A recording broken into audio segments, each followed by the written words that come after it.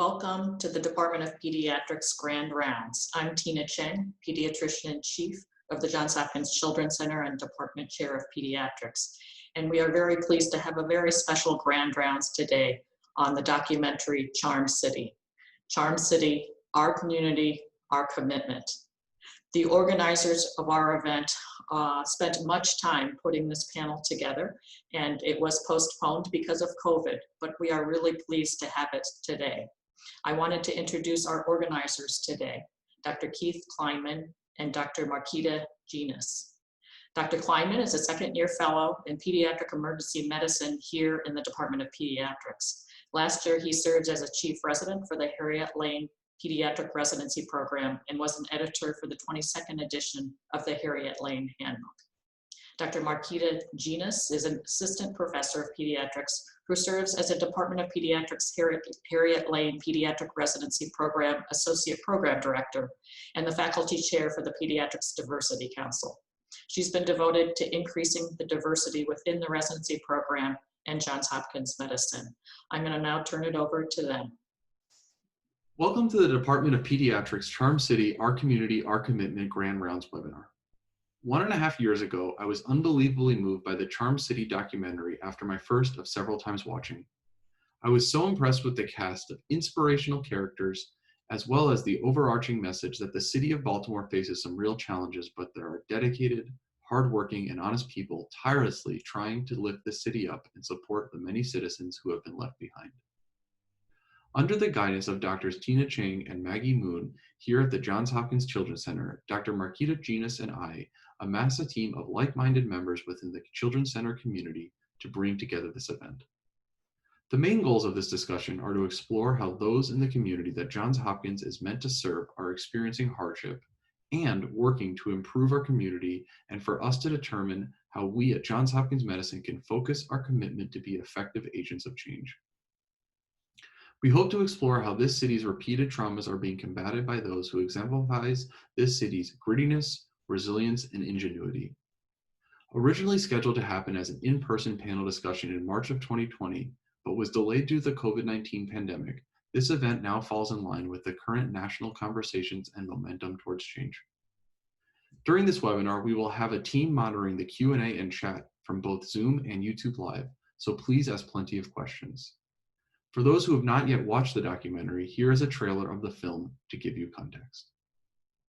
Morning. Good morning. I guess the topic this morning would be stop the violence.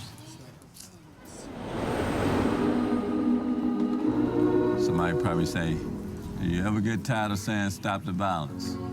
Nope, can't get tired. Can't give up. Things are gonna get better. When I first decided I was gonna join, a lot of my friends was just like, oh, I can't talk to you no more. How could you, the way they treat us, they only wanna lock us up. What about the greater things that we do? We have a violence epidemic in the city of Baltimore. Driver, put your hands out the window. We got 171 dead black people. That's not a state of emergency. This is a dialogue to build understanding between you all. Gun violence is a disease, and it should be treated as such. I'm compelled to help these young men and women that's in the struggle. When I see Alex, I see a son. Most of these kids done been through so much trauma, they don't have nothing to look forward to. That's why I do what I do with the kids. Good evening, ma'am. Sequence number stage down 469. I'm playing the pieces loud music comes from outside. Definitely.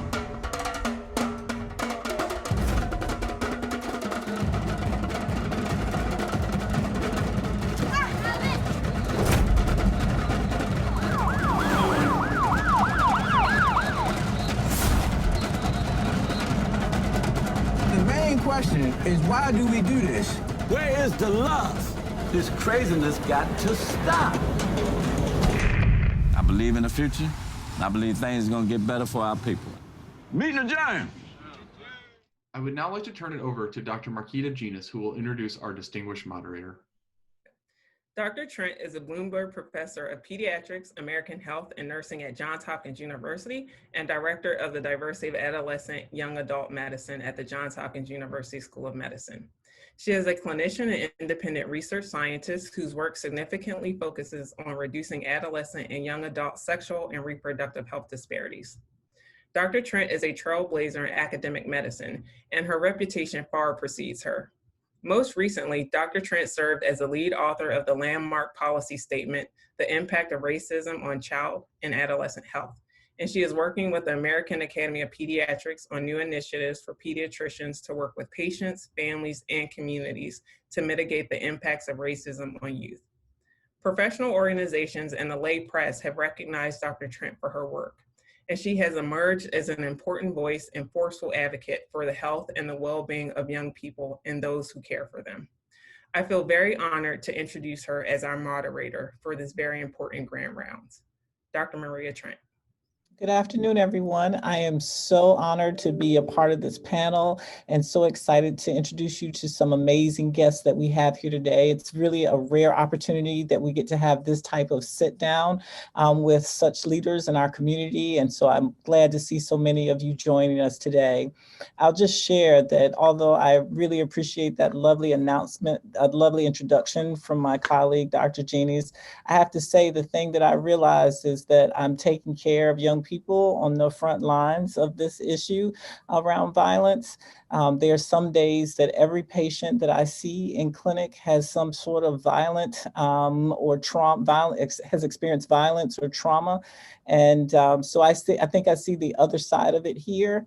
I also realized the differences between what it's like just 16 miles away from this place where I'm sitting to the degree of where I live versus the place that I'm sitting right now. And I think that part of me wants that degree of safety for our young people so that we can begin to allow them to heal and to have the kind of futures thriving the way we hope that they will. And so I think this discussion is really important for helping us to think it through together. So I wanted to take a moment to introduce our panel today. So we have first Lieutenant Colonel Monique Brown, and as a 17-year Baltimore City Police Department veteran who grew up in Baltimore, she's a rising star in the department who since filming the Charm City documentary has been promoted to Major and now Lieutenant Colonel. In the documentary, we witnessed this mother and grandmother attempt to restore the image of police officers in the Southern District. In her eyes, of both the citizens she serves and the officers she mentors. She's a true believer in leading by example and is attempting to set the tone in her district. We also see her empathy and understanding of the lasting effect of trauma in her community, and it guides her in her everyday work as a police officer and citizen of the city. We also have Mr. Clayton Guyton, or Mr. C, and in the heart of the city's neighborhood of East Baltimore with high unemployment, substance use and trade and severe poverty, Mr. C wants to be a part of the solution, acting as a mentor to so many through the founding of and everlasting dedication to the Rose Street Community Center. He has earned the respect of so many in this neighborhood and now worldwide for his leadership and commitment. He has been referred to as the beating heart of Rose Street as he shows us that mutual respect for each other and empathy are a path forward. In the film, we really see his use him use his commanding presence and thoughtful guidance to hold daily court for members of the community in hopes to provide inspiration and access to resources to give them a fighting chance. We also have Council President Brandon Scott as a bright star on a meteoric rise to the city's political environment. Councilman Brandon Scott was the youngest city council member ever elected in Baltimore. As a child of the city, he has firsthand been a witness to the violence for much of his young life. He pledged to serve his community through politics when he was a young boy. Councilman Scott is currently running for the mayor of Baltimore on a platform as a bridge builder and innovator, trying to tackle the city's most pressing problems. If you have watched the film or lived in the city, you know that he strongly believes that violence is a public health emergency and that it is not for the police alone to solve. He has years ahead he's years ahead of the current national movement, and this belief, and is hoping to use his position of power to hold the city's agencies accountable and working towards effective reforms. We also have Mr. Corey Harris from Heart Smiles. So Heart Smiles is a local organization started by a West Baltimore native, Joni Holyfield, to provide exceptional enrichment and leadership development opportunities to youth in Baltimore's most underserved communities. One of their heartbeats, Corey Harris, is on the panel today. Corey grew up in West Baltimore and graduated from Coppin Academy High School. He's aspiring to become an emergency medicine physician. He is just 18 years old, but has already begun giving back to his community by working on multiple projects with Heart Smiles, like their success sessions, the Hopkins Center for Adolescent Health Youth Advisory Board, and the Hopkins Food Insecurity Project. Corey loves his community and feels that they are one big happy family. If you want to learn more about Heart Smiles, you can follow them on Instagram at Heart Smiles MD. So I'm going to give Corey the opportunity to ask the panel the first question as our young person in this pediatric setting. So Corey, can you take it away for us? Yes, I would love to. Hello, everyone. Good afternoon. So there is a lot of talented youth around the city of Baltimore. We know that everyone cannot get in touch with Mr. C or Mr. Brandon. And we just want to know, in life, how do you plan to create more opportunities to youth just besides education? Well, opportunity is a way of looking at movement. Now, what do I mean by that? Opportunity to somebody 16 years old is different from opportunity for somebody 60 plus like myself.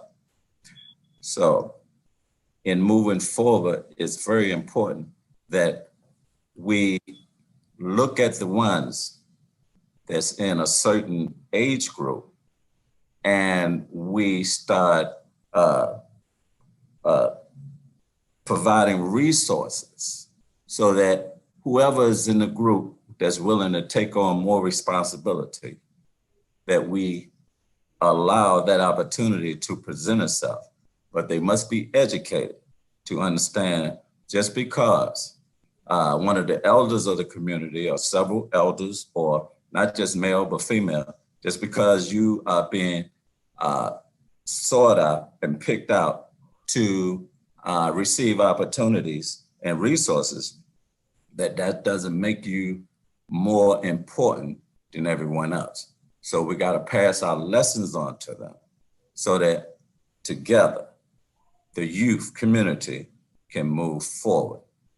And that right there, sometimes is difficult because it's very easy for a young person, like the old folks used to say, to get a big head or a swell head. So we have to contain that swell head, right, within our community, and let them know, look, we all got to move forward, and you got to understand the position of the elders. What is our position? Our position now is to push you in a way that makes sure that you understand that we love you, we care for you, and we have consideration for your thoughts. And I'll stop right there. Do any other members of the panel like to weigh in on this important issue from our young person? Yeah, I would just add to what Mr. C is saying. It's also about creating the systems that will allow for the opportunity. We have to be in the job, as Mr. C was saying, is bringing people together and building people. But on the flip side, from where I sit, we also have to build systems that allow for our young people to be more successful in life. We have to create systems that allow for them to have a seat at the table when you're talking about decisions that's going to be made about their life, right? We talk about that consistently. For example, here in Baltimore City, we have a school board member that is a young person. but that person doesn't have full voting rights, even though on the board, even though that person is the only person that will actually be directly impacted by the policies that they're discussing. We also have to understand that the way that we operate our communities, our government, everything has to evolve into a level where we are more inclusive. This is something that I've talked about for years, right? Where we know that Mr. C and his folks always are listening and talking with the young folks. There are some community organizations that don't do that. And we have to be at a point where we're creating an opportunity for everyone to do that.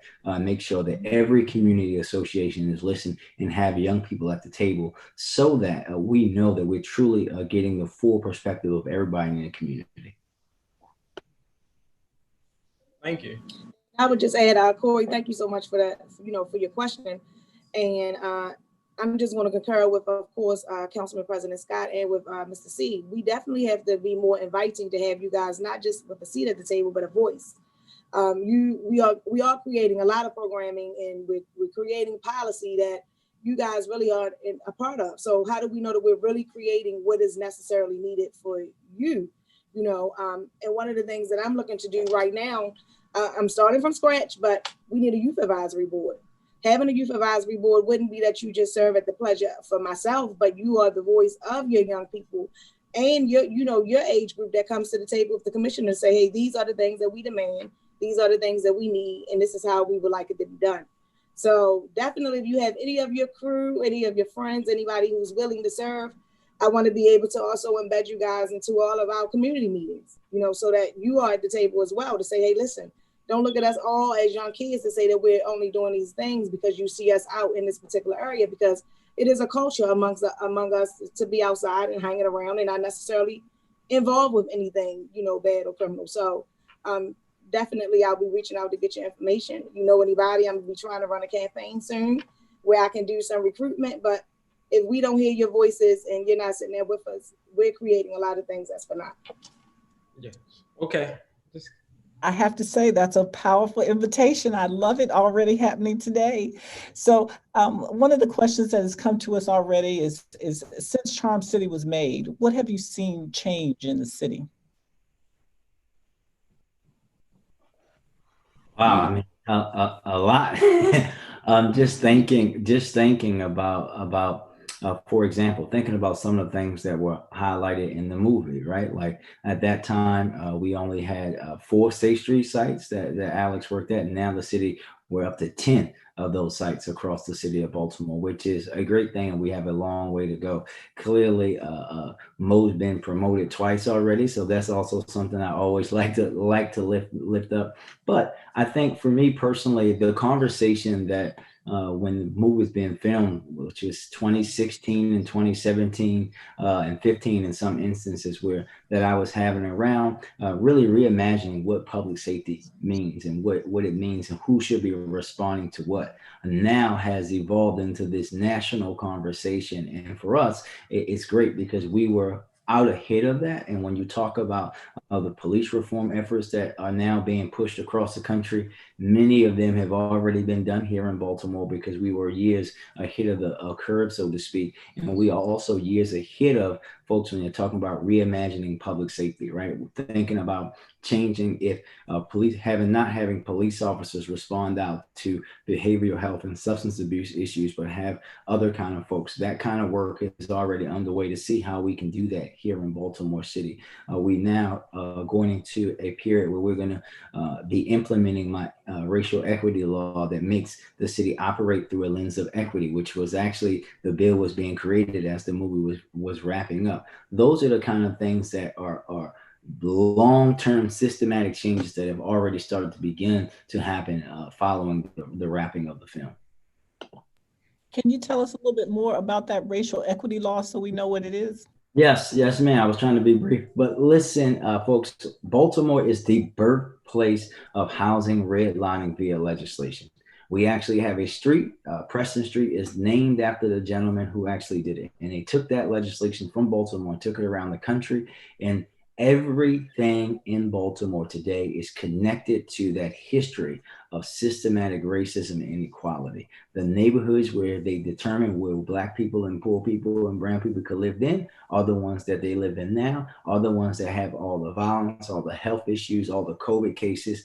And what we also know is that systematically Baltimore's government, especially from a capital budget standpoint, has been not investing in those poor Black and brown neighborhoods for generations. And what this law is going to do is force every agency, one, to assess all of its policies, both inner and external, around racial equity, around gender equity, around economic equity, and make sure that they are changing them to make sure that they are operating on the best way moving forward.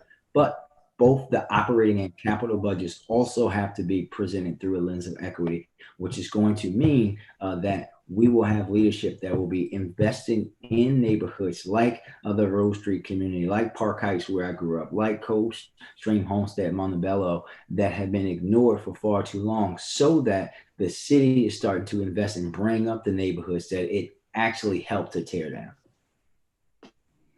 So just in follow-up to that, one of the questions that we have now is that the statement that really stuck with this person was that there's too much policing and not enough justice, and touch on how that can be addressed.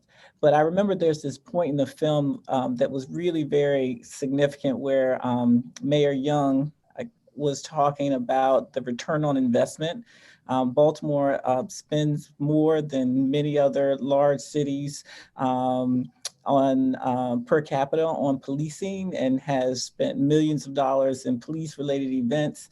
So I guess the question becomes, how do we get more, how do we change that?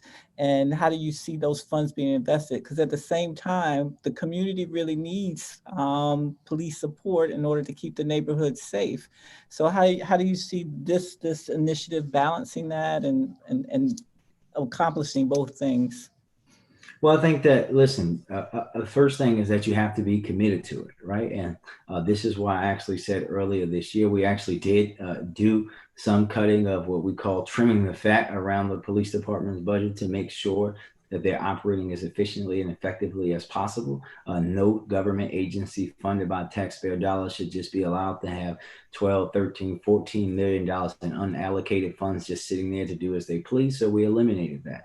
But Maria, going forward, we're going to have to do the tough work. And this is what I asked the current mayor to do. And God willing, when I'm mayor, I will do it. We have to put together a group of citizens, inside government people, people from police department and public health officials together to really do the tough work of looking at the city's budget, how the city budgets, and look at how we can responsibly over time actually switch that. When we're talking about changing what the police respond out to, we are Baltimore City. We have Hopkins, we have we have all these great health institutions. We should not be overbearing our police patrol officers with having to respond out to every little thing, especially when it comes to behavioral health and substance abuse. That's how you can start to do that tough work of reimagining that. When you think about building up community support, right? Folks like Mr. C and their organizations play a role in how we can reimagine what public safety means in our neighborhood. It's not something that's going to be done overnight. If you do it overnight, it will be irresponsible, but you have to commit yourself to looking and seeing how you can do it without running afoul of the consent decree that we all asked for to reform, without running afoul that we know that we need level of policing in Baltimore City, but also understanding that we also have to invest more in our education, and invest more in our health department, and invest more in opportunities for our families and young people in Baltimore City. Those things do not have to consistently be at odds. You just need the leadership committed to doing it and working with the community to see it happen. So that brings us to our next question, which is... And if I can, just to touch on it. Sure. I know the national conversation right now is defund and defend the police department. And I don't think that even having Commissioner Harrison at the seat, if he was here, he would say, hey, listen, this isn't the thing that we're going to fight about, because we do need more support. We need the right support that is, of course, that as Councilman President Scott is saying, to go into our communities to be a forefront force. You know, we are a 24-hour, 7-day-a-week agency. So what happens is, hey, listen, the lights are out in my neighborhood. Respond, but we're going to respond with a public safety lens. Now, the goal is ultimately that the light gets fixed. You know, but of course, policing, we're going to come in and say, hey, listen, did we have robberies in this area? Was it violence in this area? So now it does seem like we're over policing because maybe other neighbors didn't call for the police to respond, but we're there trying to do the best goal. And even before this conversation began, you know, we created this community policing plan, which I'm very, very happy for. That really is like a strategic plan for the entire agency.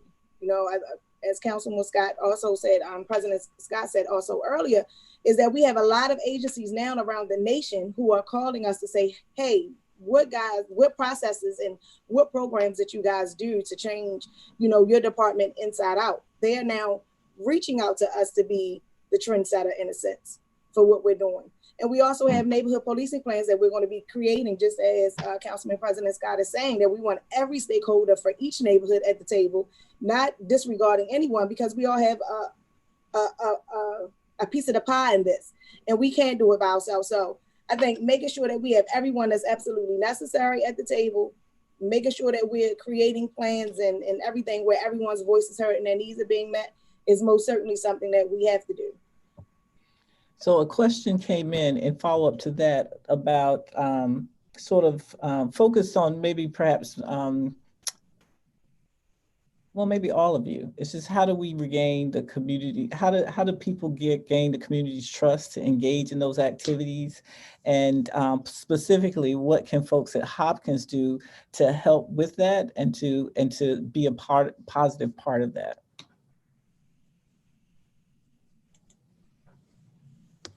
Well, from the East Baltimore, around the Rosen-Ashland area, the regaining of the trust is not just specific to the police or our elected officials.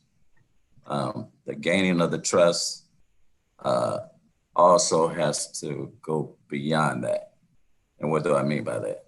Gaining of the trust has to also go to parole and probation, which rarely do we in the community hear anything about them, because the ones that they supervise are also returning citizens to our community.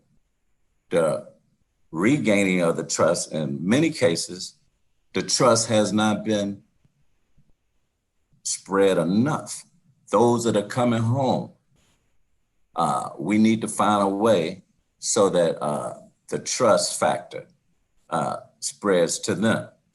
And one thing that we have to look at, well, there's several things, but one thing that we try to focus on in our community with returning citizens and those on parole and probation is we try to put that idea or concept out there that you too are part of the village.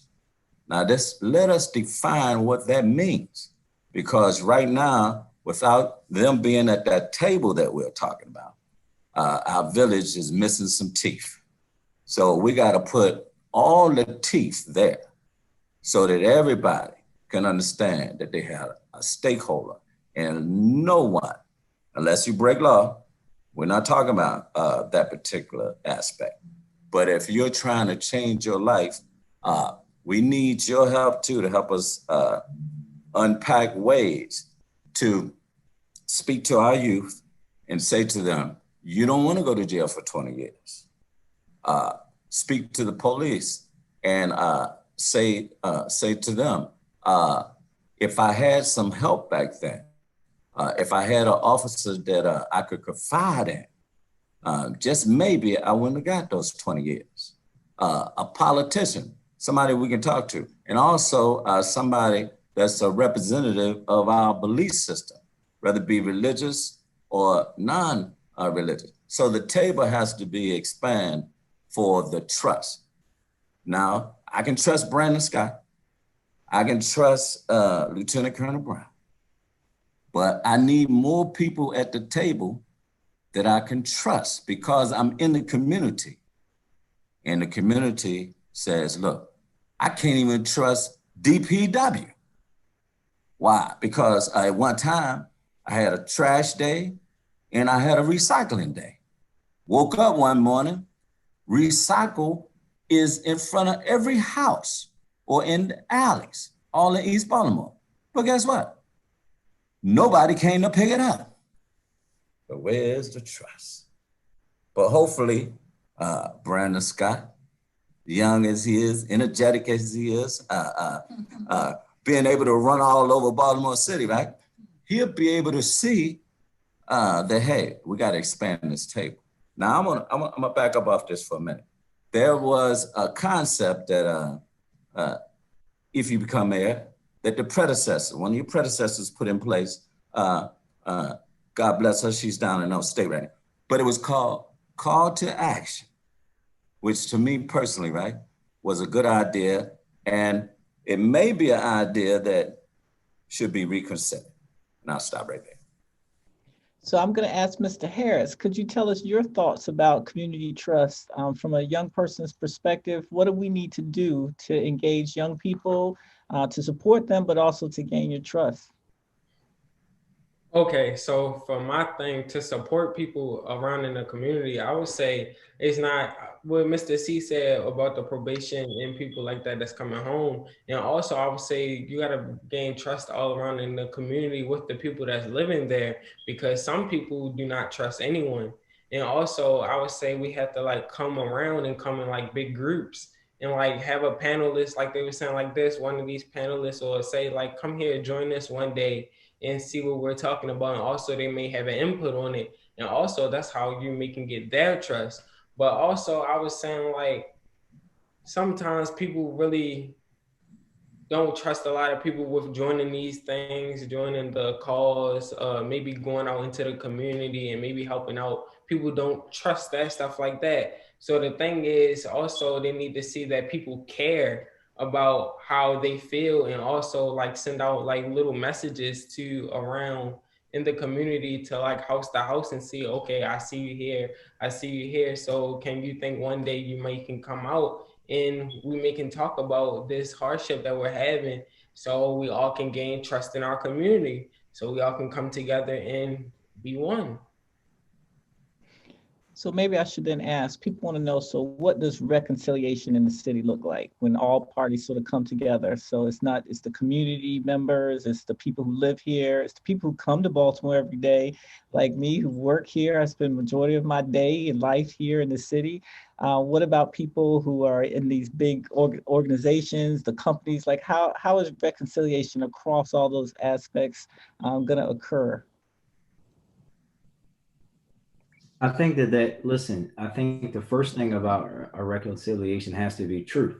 And that's truth on all sides. And that's truth in a way that everyone has to be understanding of something I think is critically important. That in order for, in this moment that we're in right now, one of the most important things that everyone that says they love Baltimore can do is be vulnerable and understanding that no one has been perfect in the way that we've been serving or living or being in Baltimore or running a business in Baltimore. No one that's been doing all the right things as an elected official, as a police officer, as a student, as a community leader, because our neighborhoods continue to have the issues that we have. And we have to come together, deal with our history. We cannot walk away from that history, be it zero tolerance, be it segregation, be it our struggles with substance abuse and disinvestment. But then also once we know and are come to grips with that history, setting forth a plan of action together, not as individuals, not as just the elected officials or just the community or just the police or just the young people or has happened in the past or the business community, pushing it down onto everyone. But collectively as a city, you have to bring that kind of vision together. And that's the only way that we're going to see these things and see our neighborhoods change. People at every level have to be actually bought in and feel like they're a part of doing something different for Baltimore. Do others have thoughts? I think it takes a willingness, and that willingness has to be shared. The consent decree definitely let us know that, hey, we did things very wrong. And I think that we've owned up to that very publicly to say, listen, we policed in the wrong way. And then we are now, again, through our reform efforts and everything else that we're putting in place, we have a new program that's coming out that's called EPIC.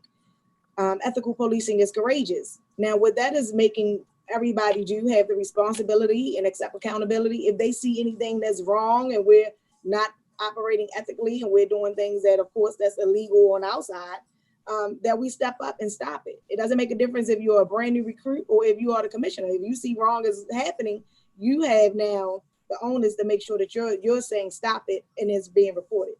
And I think that's very big, because a lot of people do feel, for us, when it comes to trust, that, hey, police just do what they want. No one reports other police and they have this wall and all those things. But I can tell you a lot of the anonymous tips that come into our internal affairs is because police are calling saying, hey, I saw so-and-so do something, may want to investigate that, So with that rollout, with that program, which if you see nationally, so many other agencies are already adapting that almost instantaneously, So, and I think that we have gone through some great strides. 2015, our city was on fire with everything that just occurred recently. We had our community that was bringing people who were the agitators in the crowd to say, hey, listen, we have to live here. They're not going to destroy our city. We're bringing them to you because we want them to be dealt with. And we don't want you to think that it was us causing these things or doing these things that way, then you're upset with us. And then now we have more attention that comes back across. So, towards us, I think that we're growing in some spaces. There's always room for new growth, but I think that we also always have to have a willingness. All of us have to have a willingness to sit at the table, as Councilman President Scott is saying, be vulnerable. We have to show that we're all human, and all conversations and interactions can be humane. You can let someone keep that dignity even if they have committed some criminal act in a sense, and they do have to be taken to prison. So I think that we have a lot of great work that's happened. There's a lot of great work that we still can continue to do. And again, I'll push out even on our community policing plan. It starts right from the very beginning, from the very encounter that we have with anyone. The first interaction is to be positive. Very much from the how do we answer a phone call versus how do we investigate, our crimes in the city? How do we do our evidence collection? So we're working on, internally very, very hard to make sure that we are having the right conversations and making sure that we are having the right interaction with everyone in the community. But I think that we also it has to be a shared responsibility that we want to have better, relationship with one another, and we all so want to reconcile. So there have been a lot of questions actually about being foundational for children and making strategic investments.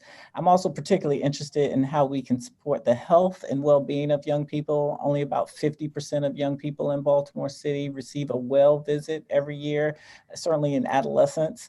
And they tend to be the group that we seem to need to provide additional support to. So I'm so excited that we have Mr. Harris on the panel today. But I'm just in terms of wondering how we can be foundational for them, how we can build structures and resources for them. One of my colleagues who talks about how do we deal with racism has this strategy where you read it, name it, you oppose it, and replace it. And I think we saw it named. I think we've seen things, we've read the situation correctly. Everybody's reading it. I think people are opposing it. We saw our young people get out in the streets and they said, this is not right. We're going to oppose some of these things. I guess I'm wondering, what are we going to replace it with? How are we going to bring joy back? How are we going to give them positive things to look forward to? So I'm wondering if you all can comment on that and maybe talk about a longer time horizon. What do we want for Baltimore for young people 10 to 15 years from now? Well, as a senior citizen again, what I would like to see for young people is I would like to see them smile. And, just something basic as happiness and joy and playing. In other words, in my old age, I like to see children be children. And all that goes into that concept of a child feeling like a child. It's been so long since I felt like a child. But I can remember almost vaguely now that when I was a child, I felt like a child, at least for a little while. And then I also felt, because I am in my youth a product of Baltimore City, I had to examine and ask myself, what happened to me? And at a certain age, young age, right, I remember my childhood was snatched away from me by what? By violence. And I started thinking differently and moving differently. So I don't like that happening to young people. So I have to ask myself, right, that, and not only me, when you talk to others of like-minded, that there's two plans that has to be formed, in my opinion. One is a short-term plan, and the other one is a long-term plan. And the short-term plan for me, okay, and others that I talk to, involve an education for the young people. And not just for them, for their parents too, for the health department and doctors such as yourselves, right, to get involved. And so children can play again and have fun in playing and not be so distressed and traumatized by the violence that occurs in many of our neighborhoods.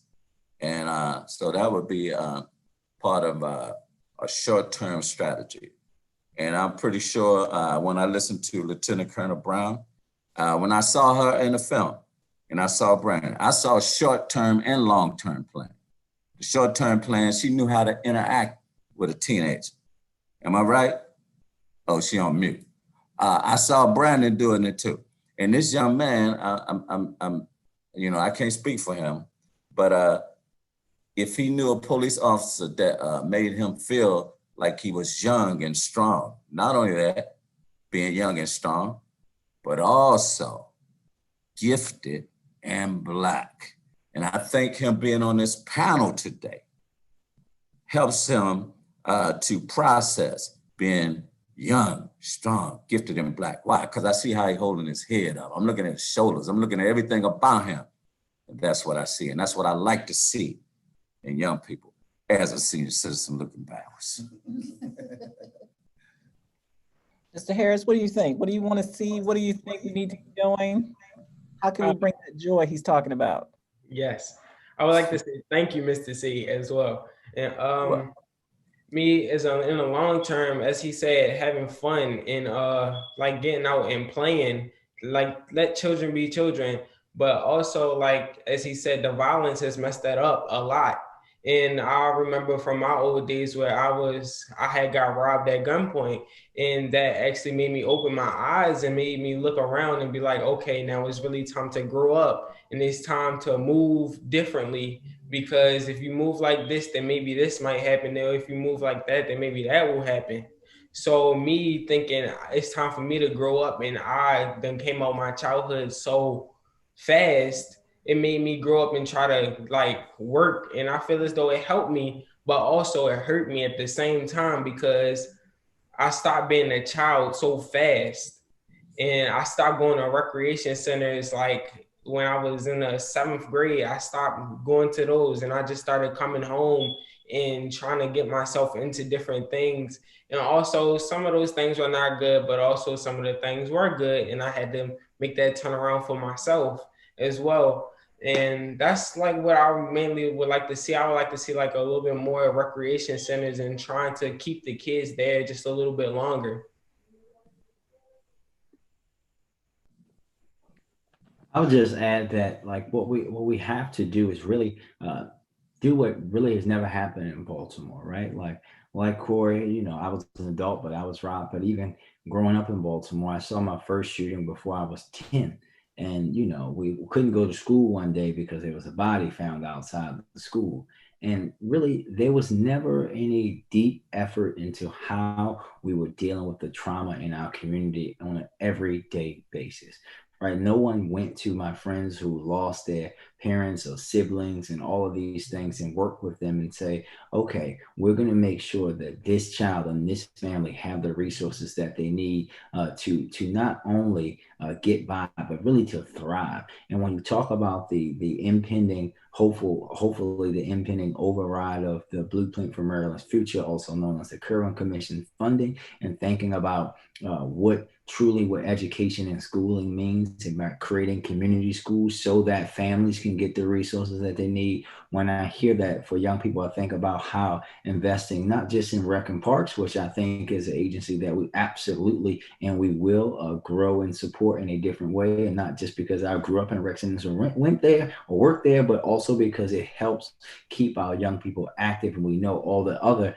health issues that it helps to keep away. But also when you think about our health department and what our health department could be doing and working intensely with young people and their families in their schools to make sure, just like we are putting nurses in in schools across the city, we can be doing the same thing with behavioral health. We can be making sure that we're working with families, especially those who have seen witnessed violence or had things happen, traumatic things happen into their families. That's the kind of thing that I think we have to do. We really have to start to put our hands on and around our young people and our families to make sure that they have the systems and the support from both a government and community standpoint to be the best version of themselves.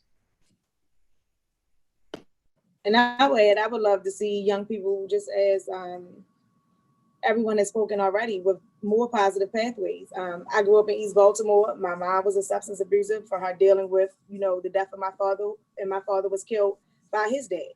So, I mean, I'm not, absent of having trauma to have occurred to me as well. And I think that we have to also figure out, how do we figure out mediation for our young people? Everything right now with them are so impulsive and so explosive that a conversation can't even be had before someone's pulling out a gun and they're shooting one another. And we know most of that is because of, repressed trauma or trauma that has not been dealt with, or that family dynamic and circumstances, So I know for me, walking into the house, I would have to go back outside because, family members will be in the house using drugs. Then you go outside and you don't feel safe. So it's like, well, where do I go in order to feel safe?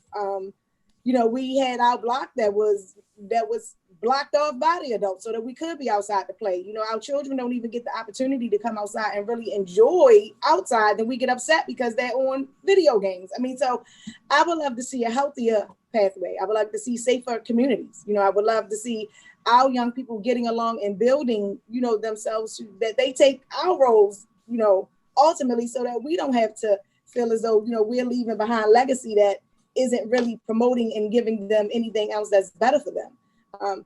And definitely having better relationship with police. I came onto the department because I didn't feel like I was, regarded in a way that I should have been. And I always felt as though some of the officers that police my community, hey, listen, I definitely don't get in trouble. I'm not one of those kids. And most of the group that I'm with is not as well. To teach what is it, the cultural competency, to understand what real Baltimore is and not what you think Baltimore is, and not just the wire's representation of Baltimore. So me, ultimately, I would love to see that we have healthier and safer communities all across the city where our young people can glow and blossom to be all of that they are, and not for everyone to say, hey, oh, they live in such and such, and forget of who they are, and having this expectation to say because they live there, that's the only product they can produce. And I refuse to believe that. I grew up, again, like I said, in East Baltimore, Ashland and Washington, and I am one of those diamonds that rose out of out of the whole, everything that everybody felt as though, hey, throw them away because, we are this systemic, only a number, and I refuse to believe that. I'm not a product of that environment. It was so much more of me. So positive pathways, making sure that we're giving them every opportunity that they deserve. Not that we feel as though, hey, we just need to give them long, but what they deserve.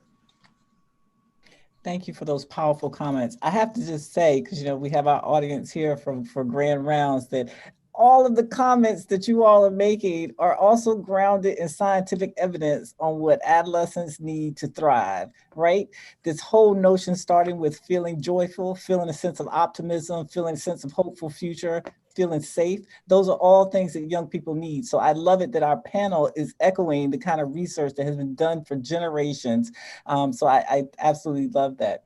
I'm gonna ask y'all a tricky question now, because Baltimore is actually one of the seats of the transatlantic slave trade. So institutional racism has been here for a very long time.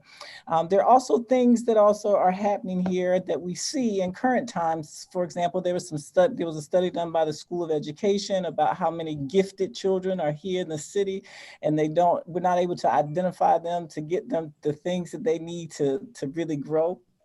There's also these issues around transportation and allowing young people to move freely across the city, to get to their health appointments on time, to do all of the things that they need to do, to grocery shop, to feel safe moving about the city. So I'm wondering if you all have comments on institutionalized racism and some of the challenges that some of the remnants of that remain today that are complicating this pathway to positivity.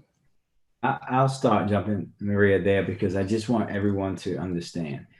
You will not, and I have to say this a lot to folks now, especially because it's campaign season, you will not undo institutional racism that was created through policy without changing policy.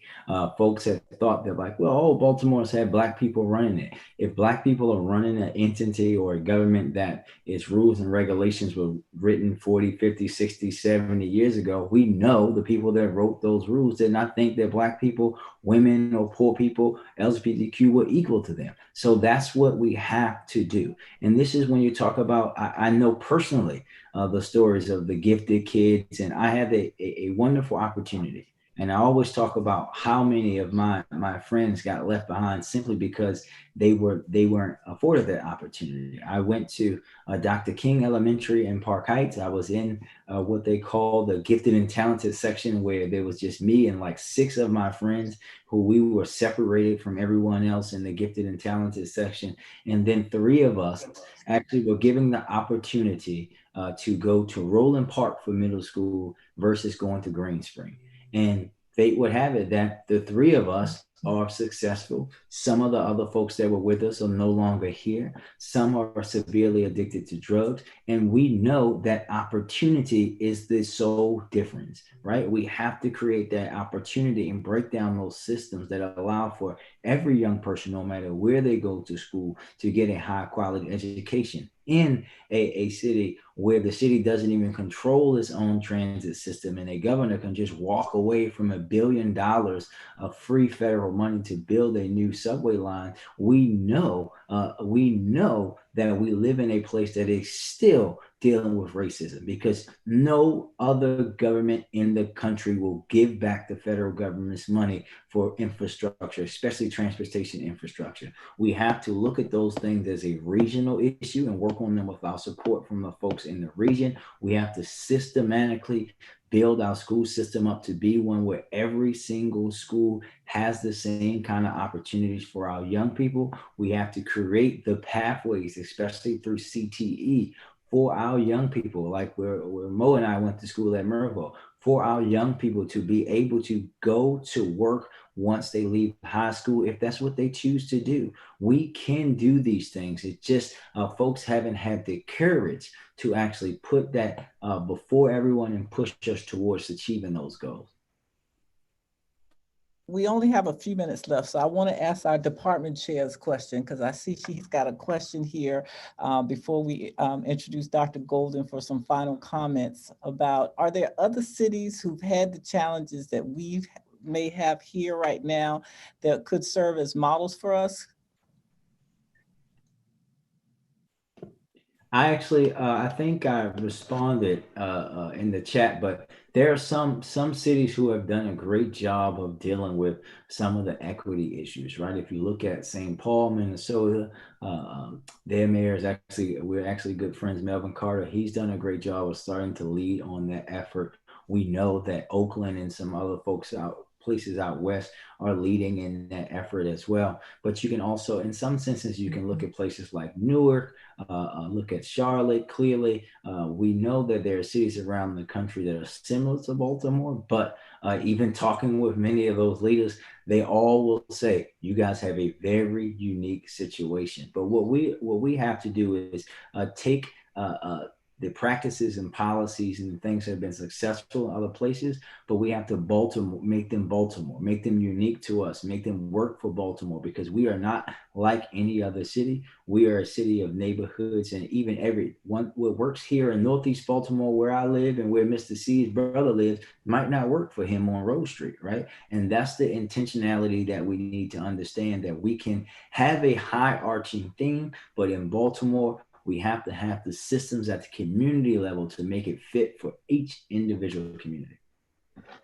I have to tell you all, this has been a really powerful discussion for me to participate in with you all today. I'm so grateful for your contributions to the community, but also to us today. I hope this isn't the last time we all get a chance to talk together and have an opportunity to dig through some of these issues even more. I do want to introduce, though, before we go, Dr. Sharita Golden, who is the Vice President and Chief Diversity Officer for the Johns Hopkins Medicine. In this position, she's a fabulous physician. She's got a long resume that I'm not going to share because I want to make sure we hear her today, but she really collaborates with leaders across Johns Hopkins Medicine to really advance diversity and inclusion efforts and is engaged in community efforts as well. So Dr. Golden, I'm going to give you the final words for this session today.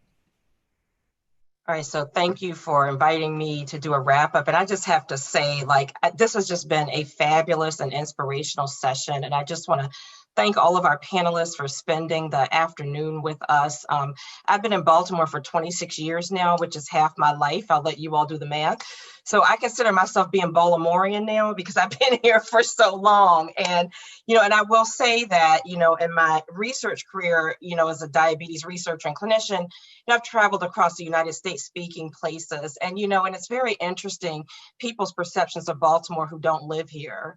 And what you have shared today is the reason why I have grown to love Baltimore, and we've been raising our family here. So I just want to thank you for that. And I thought, what I would do is really try to summarize, what have we heard today? There has been so much rich dialogue and so much important information to share. And I think that Mr. C started out by saying it, that we need to stop the violence because, as Councilman Scott has said, violence is a public health emergency. If there were any other medical condition that was ravaging our community like this, we would not accept that. And just think about COVID, for example. That's an example. We're not accepting it. We are working to try to turn that around. So we need to think about this in the same way. I want to thank Corey from Heart Smiles for starting us off. I learned about Heart Smiles' great work over the weekend through the Henrietta Lacks Symposium. That organization just won the Henrietta Lacks Community Service Award. So I feel very honored to have met a heartbeat today. And so thank you for your work addressing food insecurity in the city. And that really, really gets to what do we need to do to support our youth? And, what we've heard is that we need to build systems to support the success of our young people. And we also need to develop an inclusive culture and create a forum for them to actually contribute to the policies and programs that will impact their lives. And so sort of as our Lieutenant Colonel Brown said, not just them having a seat at the table, but actually having a voice. And that engagement will also empower them in thinking about, their future careers and how do they want to use their voice to advocate for what's needed for their community. We also heard about reimagining what public safety means and how, now this conversation that started in our own Baltimore City after the Freddie Gray unrest, which I know for me was personally transformative and probably for many of you on the panel, this has now become a national conversation. And I think that is a really crucial conversation to really address the issues of not having our police respond to behavioral health challenges, but really trying to leverage our academic and community partnerships. So how can our health systems, partner with our police department and other agencies to really address those issues, which are very different than addressing issues of crime. It's important that our city operate through a health equity lens. And I was thrilled, as was Dr. Trent, to hear about our racial equity law. It's been very interesting being in my chief diversity officer role and talking about, why is it that some of our patients live in the environments they do and experience the health challenges. And, interestingly, during COVID, a lot of people would say, well, if those people would just eat better, it would get better. That assumes that everybody has a choice and access to a good meal and healthy food. So Councilman Scott, thank you for bringing up the issue of redlining, which unfortunately is another product of our city that spread throughout the United States, but the social determinants of health that are impacting our children, our adult patients, all really can be traced back to, you know, those laws. And so those are things that we really have to think about. How can we work together to undo that? And then finally, how can we regain trust? It's really like regaining trust with our elected officials, you know, helping our returning citizens feel that they're a part of the community and really making everyone feel that they're a part of that village. Because, you know, what reconciliation will look like is really enabling people to speak the truth and be vulnerable, to recognize their imperfections, and to actually deal with our history. And I think in order to deal with our history, we have to know our history and we have to talk about it like we've done today. And then another thing that's going to bring about reconciliation is, I love this EPIC. For us, that is our electronic medical record, but this is much more positive. It is ethical policing is courageous. And I think it sounds like that's going to be a very impactful program. So, you know, so in closing, I think what do we need to do to make our children smile and to make them happy and to not snatch their childhoods away from them so abruptly like we've heard today? You know, short term, we need to educate our young people and their parents. And that will involve not just the school system, but public health and clinical medicine. Our leadership needs to know how to encourage and engage young people and talk to them in a way that makes them feel valued.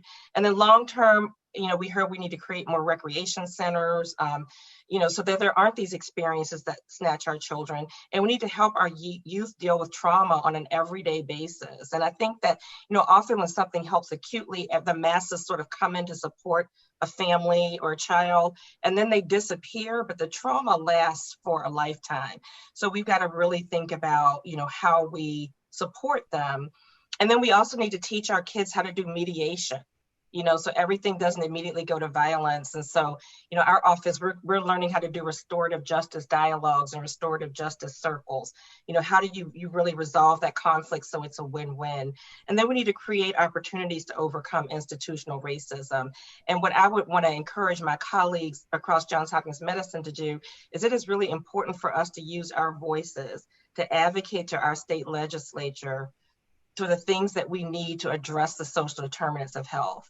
Because, you know, just like we say there have to be a fire hydrant every so many blocks, there needs to be healthy access to food every so many blocks, right? And so these are the things that are needed for the health of our community.